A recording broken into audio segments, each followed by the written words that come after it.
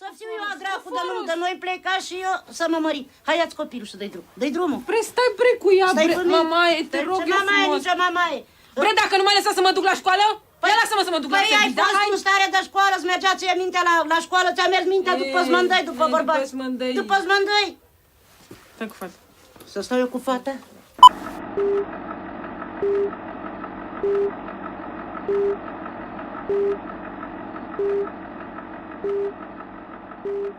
Alors moi, je fais plusieurs documentaires en Roumanie, dont un qui s'appelle Un jour mon prince viendra et qui, voilà, qui montre 3 femmes en quête d'un mari occidental. Voilà, c'était ça la prémisse, le pitch.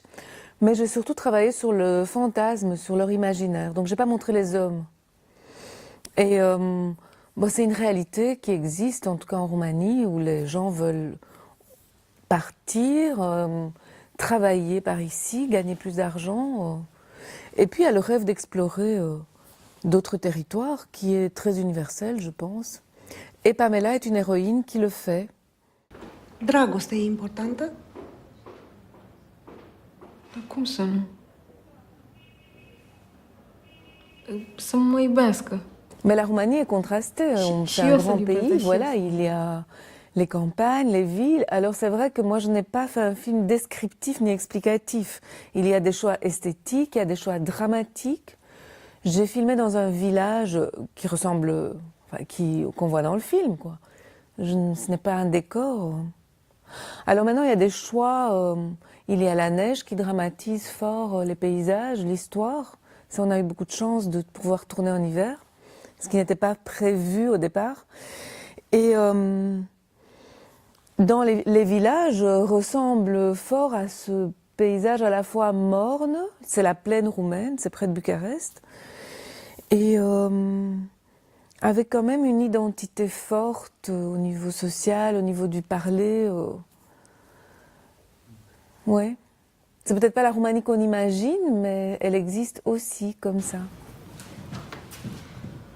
Okay. Stai nemișcată, te rog. Bine, bine. Acum, cu zâmbet, cu dinții. Râzi, ha? Hai.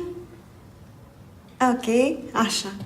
Pamela est arrivée dans mon imaginaire avec, dès le départ, une fille rome, comme j'en ai connu et filmé, voilà, que j'ai côtoyé, parce que quand j'ai fait les documentaires, 2 documentaires dans le village près de Bucarest, je vivais là-bas, donc j'ai rencontré des filles comme ça, qui avaient ce physique-là, cette énergie-là. Peut-être pas cette folie de partir. La grand-mère et l'enfant étaient là dès le départ du projet. Et la grand-mère qui revient après la mort, le fantôme, tout ça était là dans la jeunesse du projet. Et la mère absente. Une lignée de femmes vivant dans une petite maison et dormant ensemble dans le même lit. Ça, c'était au début du projet. Et cette fille avec pleine d'énergie, une fille solaire, une fille qui fait tourner les têtes, en fait, était là à l'origine du projet. Alors, avec mon co-scénariste, on a imaginé la trajectoire, parce que la trajectoire était là aussi dès le départ. Il fallait une fille qui s'émancipe, qui change le destin de cette lignée de femmes et qui change le rôle traditionnel qu'on lui a toujours assigné, qui découvre qu'on peut s'en sortir différemment qu'en épousant un homme. C'est ce qu'elle croit au départ et c'est ce qu'on leur apprend. Da. E bine? E bine, e bine, da. Acum stai liniștită, noi aici îi triem pe toți. Clienții noștri sunt oameni foarte serioși, cu avere. Doamnă, să nu cumva să dau de, cine știe, de proxenezi de ăștia de la televizor. N-ai nicio grijă. C'est une héroïne romanesque. Oui. Non, mais c'est Oui, c'est ça. Oui, c'est ça. C'est ce qu'on a voulu. Ça, c'est tout à fait intentionnel. Comment? Ça, c'est vraiment intentionnel. C'est de créer une héroïne. Parce que sans doute, une vraie fille, une vraie Pamela, aurait fait plus de compromis, je pense. Ouais.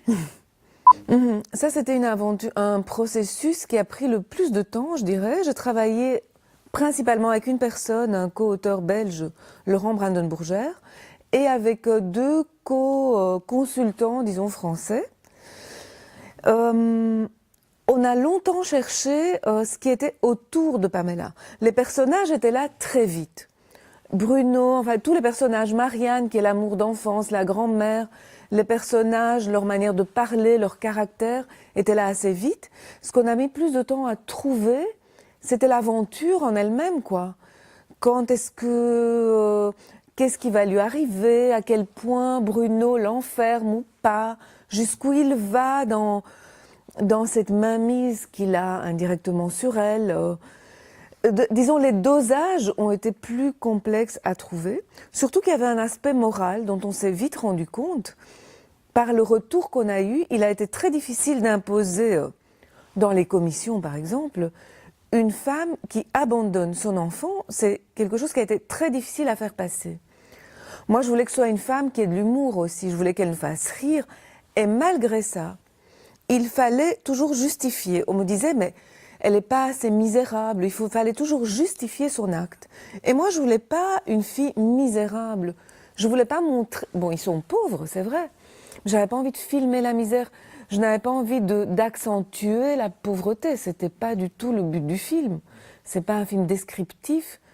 Et je ne voulais pas lui donner des raisons trop évidentes. Je voulais aussi un film intérieur. Que les gens agissent pour des raisons internes, par un mouvement intérieur. Que ce soit elle et Bruno.